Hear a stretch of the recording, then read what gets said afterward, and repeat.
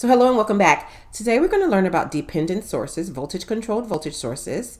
Here we have a circuit that is a loop. All four elements are in series. That means they share the same current. And we are going to use KVL to solve the problem. KVL is the sum of the voltages around the loop is equal to 0.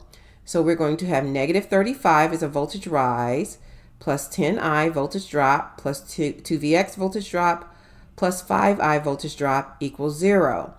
So sometimes when you have a dependent source, you also have a constraint equation, which relates our dependent controlling variable Vx to I. So we have that Vx equals 10I, which is the voltage across the 10 ohm resistor. So now we're going to use substitution and have negative 35 plus 10I plus 2 times 10I plus 5I equals 0. Solving, we have negative 35 plus 35I equals 0.